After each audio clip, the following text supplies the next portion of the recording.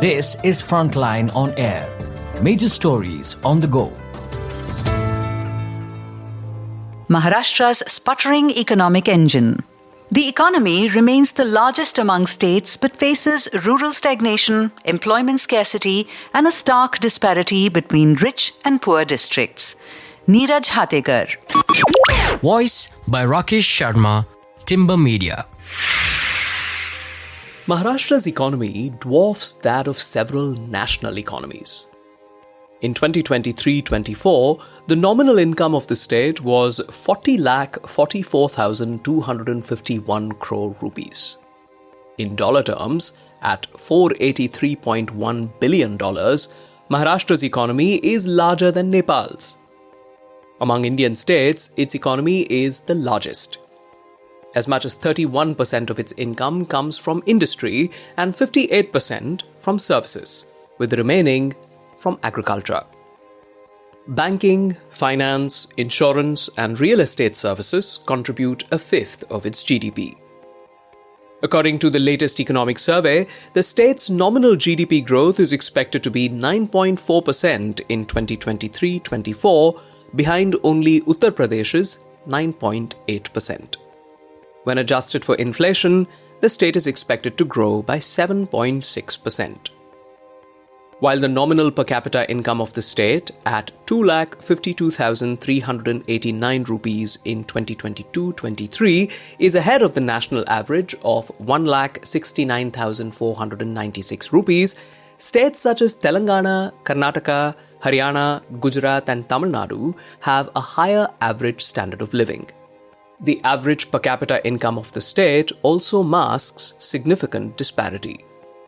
For instance, the per capita income of the richest district, Mumbai, is almost 3.5 times greater than that of Washim, the poorest district.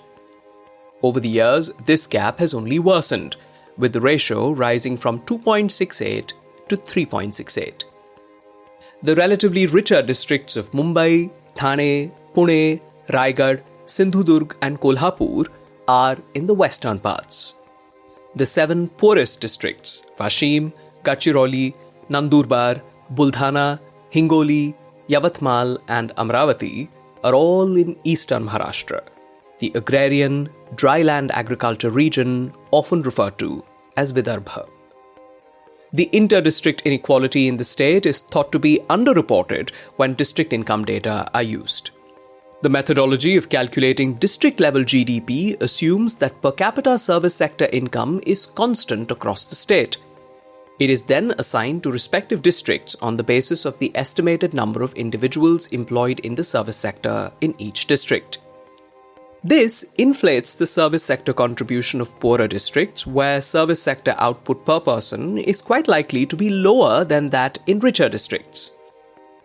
The state is also highly urbanized. As per Census 2011 data, 45% of its population lives in urban areas. Most of it, however, is confined to the western parts, with outliers such as Chhatrapati Sambhajinagar, erstwhile Aurangabad in Marathwada, and Nagpur in Vidarbha. The list of more urbanized districts overlaps with districts with higher per capita income. This has prompted many to argue that urbanization, with its agglomeration effects of higher productivity and resource efficiency, is the chief driver of economic growth in the state. Indeed, the major contributors to Maharashtra's GDP, banking, finance, insurance and real estate services, are predominantly urban. This sector is growing fast, propelling urban growth. On the other hand, the rural agrarian economy continues to lag, as evidenced by the increasing income disparity between the richest and poorest districts. The urbanized nature of economic growth is masking the state's rural stagnation. In a recent paper in Economic and Political Weekly, the economist Surjit Bhalla's calculations show rural poverty in Maharashtra to be deeper than the national average. Several economists argue that the old 2011 poverty line, the so-called Tendulkar poverty line, is no longer adequate. Instead, since India is now a lower middle income country, Bhalla uses the poverty line of $3.2 in purchasing power parity, or PPP terms, as the new poverty line. Going by this yardstick, 2,916 rupees per person is the new rural poverty line for Maharashtra. At an average household size of 4.5 heads, rural households spending less than 13,122 rupees per month would be under the poverty line. Professor Bhalla and his co-author find that such households make up 26% of rural Maharashtra, while the national rural poverty ratio is a little lower at 24%. Only Uttar Pradesh, Chhattisgarh, Jharkhand, Odisha and West Bengal have a higher incidence of rural poverty compared with Maharashtra. Even the much vilified Bihar has a lower incidence at 23%. While a majority of the rural workforce is employed in agriculture, farming per se is no longer viable as an economic activity. The Situational Assessment Survey for Agricultural Households by the National Sample Survey Office, or NSSO, for July 2018 to June 2019 shows that 73% of agricultural households in Maharashtra own less than a hectare of land with highly fragmented land ownership. Most of this land is also primarily rain-fed. Even where dams are supposed to provide water, the non-existence of water users associations means that the actual utilization of water is highly unequal. The same report shows that the average monthly earnings of an agricultural household in the state is 9,592 rupees. This figure, even adjusting for inflation over the 2019 to 2024 period, is likely to fall short of the 13,122 rupee poverty line. In fact, most agricultural households in Maharashtra do not get most of their income from agriculture. Of the 9,592 rupees that such households earned per month in 2019, only 3,790 rupees came from actual cultivation. It was the money these households earned from non-agricultural work that kept them above water. Agricultural wages are particularly relevant for the rural poor. The wages in Maharashtra for men and women have consistently been below the national average even before the pandemic. Post-pandemic, with more people returning to agriculture, the rate of growth of wages has not kept pace with the rise in food prices. The situation in Maharashtra is better.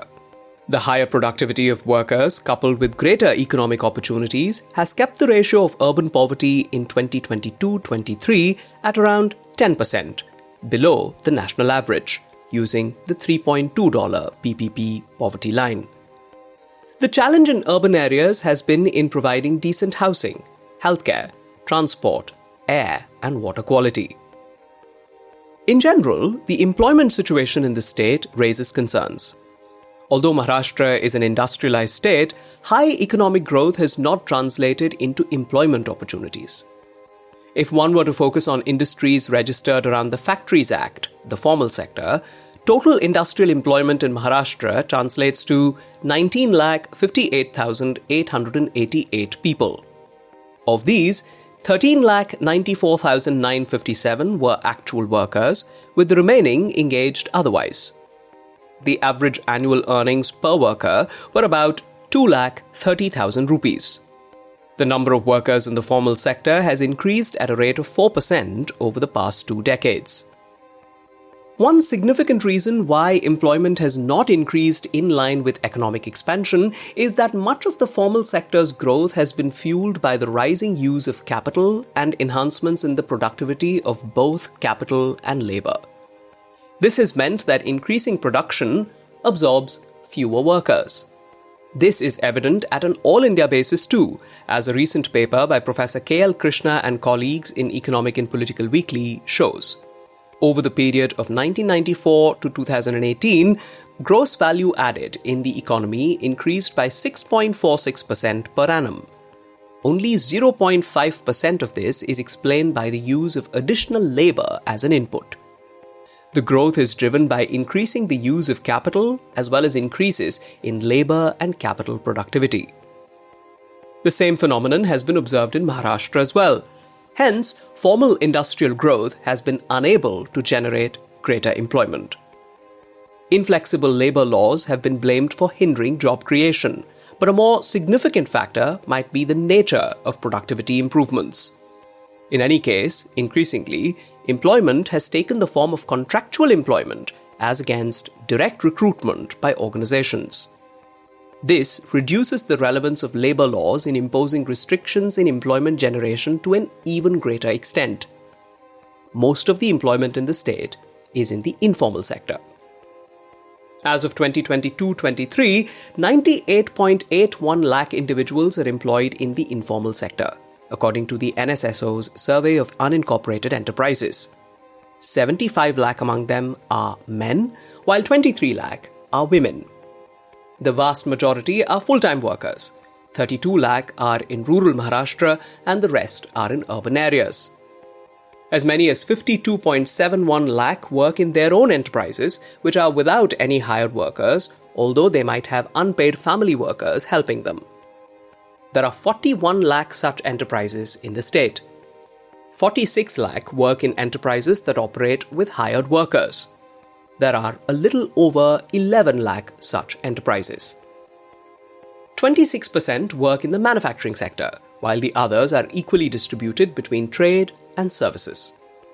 Although this sector provides significant employment, most enterprises are highly underfunded. For example, the value of assets in an average rural manufacturing unit is about 3.5 lakh rupees. Despite this, the average gross value added per enterprise is 65,000 rupees, a return of about 20% on capital invested. The average wage per casual employee is only around 1 lakh rupees a year. Employees with formal contracts do, however, get paid on a par with formal sector employees. The majority of manufacturing entities in rural Maharashtra are owned by women, with the proportion rising over the years, and 67% of those employed in rural unorganized manufacturing are women. Thus, the key to the revival of employment and reduction in poverty seems to lie in strengthening these tiny units by providing them better access to infrastructure, credit lines, marketing channels, and capacity building. Neeraj Hatekar teaches at the School of Development, Azim Premji University, Bengaluru. The views expressed in this article are personal. This is Frontline on Air. Major stories on the go.